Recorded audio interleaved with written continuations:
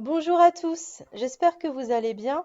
Je vous retrouve aujourd'hui pour un tuto page avec la box de Scrap du mois de décembre. Pour cette page, je voulais vraiment un esprit très Noël, très tradi, avec du rouge comme nous le propose cette box.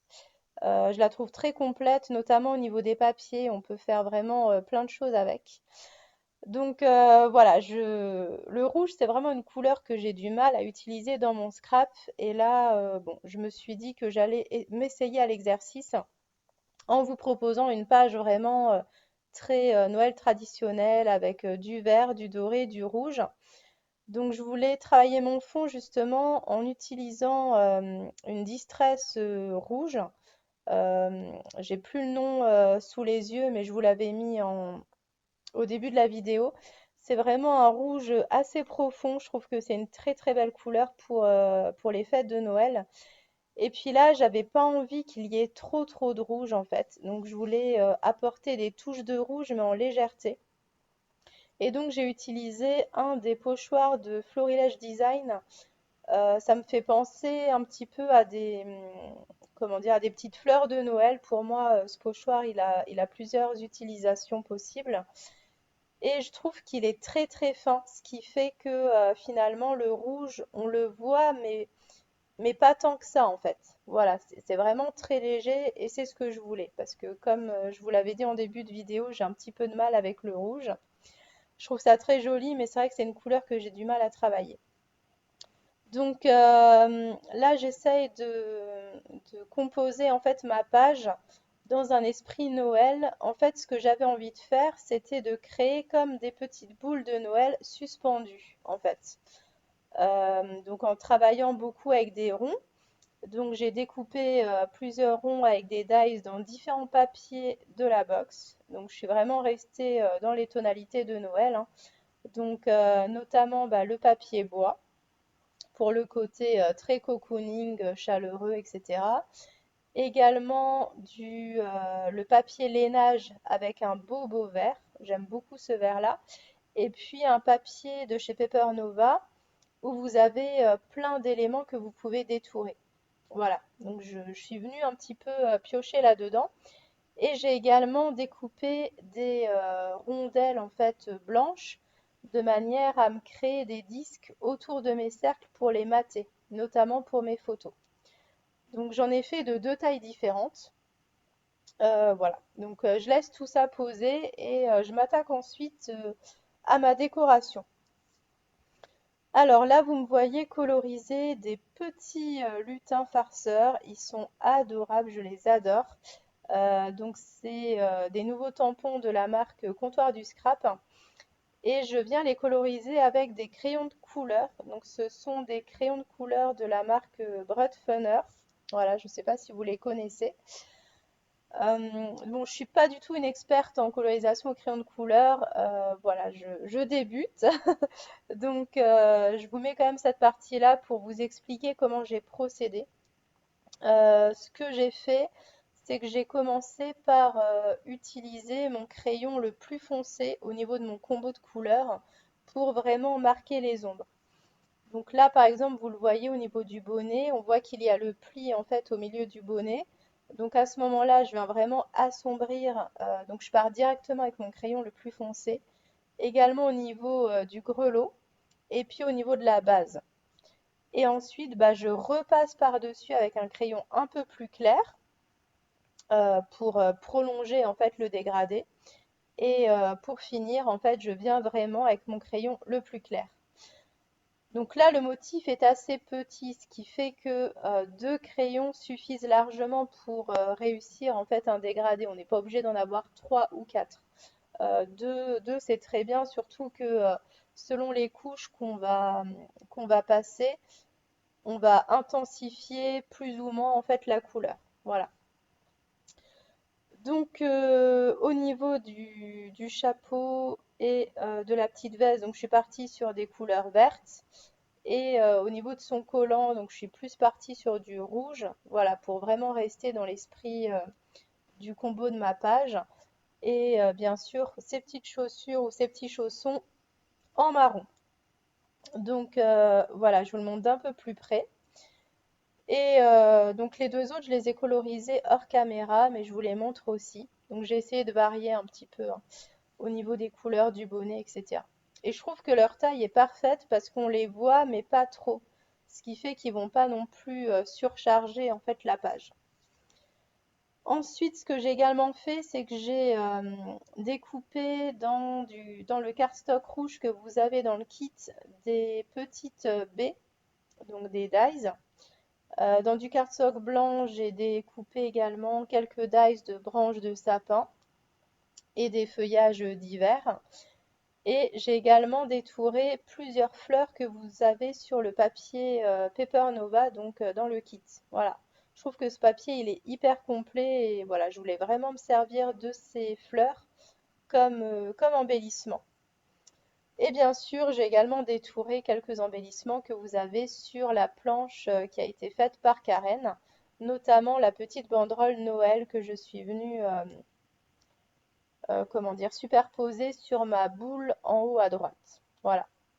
Donc là, j'essaye vraiment de composer le tout de manière à ce que ce soit assez homogène. Donc voilà, vous voyez, j'ai un petit peu travaillé en triangle en fait. Donc on a vraiment la photo centrale qui est la plus grande des deux. Donc c'est pour ça que je l'ai mis au centre, pour que l'œil soit tout de suite attiré vers la photo. Et puis ensuite, voilà, j'ai mis la même photo en plus petit en haut à gauche. Et puis je suis repartie sur une boule un petit peu plus grosse en haut à droite pour vraiment avoir cette forme de triangle. Une petite touche de doré parce que pour moi, Noël sans doré, c'est pas vraiment Noël. Voilà, j'aime beaucoup ajouter du doré à mes créations pour les fêtes notamment. Et donc là, voilà, je tâtonne en fait. Vous me voyez chercher, là ça me plaît, mais pas complètement. Donc voilà, je regarde si je peux rajouter d'autres choses, notamment la planche de stickers que vous avez dans la box, bah, qui est vraiment très tradie, hein, donc il colle parfaitement au combo de la page. Donc là, j'essaie vraiment de chercher une composition qui me plaît. Au final, vous voyez, j'ai retiré le petit lutin qui était en haut de ma photo centrale parce que je trouve que ça n'allait pas. Donc en général, quand ça va pas, je laisse de côté et je m'attaque à autre chose et je reprendrai plus tard. Alors, ce que je voulais faire également au niveau des embellissements que vous avez donc dans votre sachet craft, vous avez ce magnifique ruban avec plein de petits pompons rouges. J'aime beaucoup mettre de la texture à mes créations. Je trouve que ça ajoute vraiment un plus. Donc au début, j'étais partie pour faire le pourtour et finalement, ça ne me convenait pas. Parce que par rapport à la taille de ma photo, je trouvais que les pompons étaient un petit peu trop grands et ouais, ça me plaisait pas comme ça. Donc je me suis dit, c'est pas grave, je vais faire comme une petite guirlande en fait sur le bas de ma photo, comme si les pompons en fait ils pendaient en dessous de ma photo. Donc voilà, du coup j'ai mis un brin de colle et puis je vous montre le résultat et ça me plaît parce qu'on voit vraiment davantage la photo en fait, ça l'accentue encore plus. Donc je viens finir un petit peu peaufiner toutes mes décos. J'ai également utilisé un petit pain d'épices en découpe bois rouge. Voilà, je trouve que ça mate encore davantage la photo. Et finalement, mon petit lutin, voilà, je lui ai trouvé une petite place. Donc au niveau des pompons et du coup du petit bonhomme en bois. Voilà.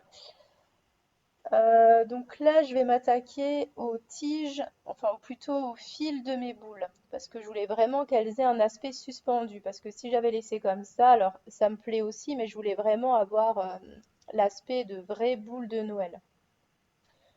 Alors je vous avoue que à cette étape-là, j'avais un petit peu peur parce que ma page était quasiment finie, donc je me suis dit que si j'allais rater un trait ou qu'il n'était pas droit, ça m'aurait embêté. Donc ce que j'ai fait, c'est que j'avais conservé mes négatifs de rond, donc du coup qui rendent pile poil pour mes photos. Et donc ça peut les masquer et les protéger. Donc ça c'est super bien, je trouve, quand vous faites des découpes, de toujours avoir Les négatifs à proximité, souvent ça peut vous être utile au cours de votre projet. Et donc ce que j'ai fait avec mes petits ronds, c'est que je les ai pliés en deux. Je les ai ensuite positionnés sur mes ronds là où je voulais faire le fil, ce qui m'a permis de cibler vraiment le centre en fait de mes ronds pour que mon fil en fait soit vraiment centré par rapport à mes différentes boules de Noël. Voilà. Et donc j'ai à chaque fois tracé des petits repères au crayon de bois, donc de manière à vraiment être droite. Et puis là, donc je m'attaque à faire un petit nœud rigolo. Voilà, c'est vraiment au feeling, hein, j'ai rien mesuré, pas du tout. Donc voilà le résultat. Et pour la petite touche finale, vous le verrez juste après, je voulais rajouter encore un petit peu de gouttelettes. Donc j'hésitais à mettre des gouttes noires ou des gouttes dorées, et puis finalement je me suis dit que des gouttes dorées, ça serait plus léger quand même, et ça rajouterait un petit peu de, comment dire, de brillance au projet. Donc je viens prendre mes aquarelles Gansai Tanguy, qui sont vraiment des aquarelles dorées opaques. Donc je trouve ça vraiment très bien pour faire des petites gouttes. Donc avant, je teste toujours sur un papier brouillon pour pas avoir de mauvaises surprises, voilà. Pour être sûr que le pinceau, par exemple, il soit bien propre, que les gouttes soient bien faites, etc. Qu'il n'y ait pas de traces. Et donc voilà, je vous montre la page d'un peu plus près. Donc c'est vrai que ça change totalement de ce que je fais d'habitude, mais voilà, j'en suis satisfaite. J'aime bien également sortir de ma zone de confort. Je trouve que ça nous permet de faire des choses en fait qu'on n'aurait pas fait habituellement. Voilà. Bah écoutez, j'espère que cette page très Noël et très traditionnelle vous a plu. Si vous avez des questions naturellement, bah, je serai ravie d'y répondre. Et je vous dis bah, à très bientôt pour un prochain tuto. Bye bye!